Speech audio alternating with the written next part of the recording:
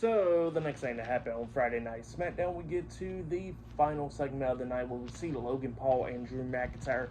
They come out there to the ring, and Logan Paul and Drew McIntyre starts talking on the mic, talking about how, they done took out Jelly Roll earlier today, and how they're going to do the same thing to Jelly Roll once again tomorrow night at SummerSlam, and same for Randy Orton. So, yeah, that's what Logan Paul and Drew McIntyre was talking about there, but then all of a sudden we see a truck pulling up, and Jelly Roll comes out of the truck.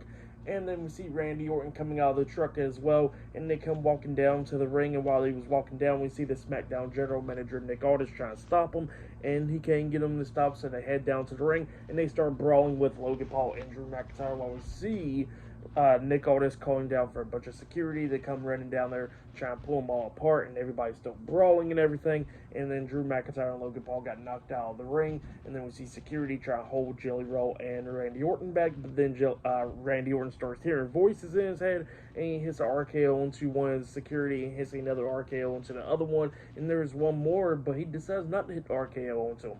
He actually passed him over to Jelly Roll, and then Jelly Roll hits a chokeslam onto that security, laying him out. And then we see Jelly Roll and Randy Orton standing tall inside the ring, while Drew McIntyre and Logan Paul are staring at him. So yeah, that's what happened there to end off tonight's episode of SmackDown.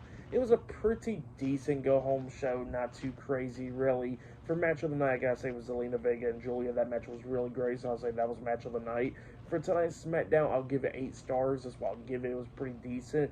But yeah, that's been my Friday Night SmackDown, August 1st, 2025 reviews. But yeah, great match between Zelina Vega and Julia. The opener segment with John Cena and Cody Rhodes was really good, and the last segment wasn't that bad, and the other match was pretty decent. So yeah, like I said, that's my SmackDown reviews. Like, subscribe to Team W Wrestling on YouTube, subscribe to my other channel, Word of Chris, and subscribe to this channel, Chris McDaniels, and follow me on all my social media accounts.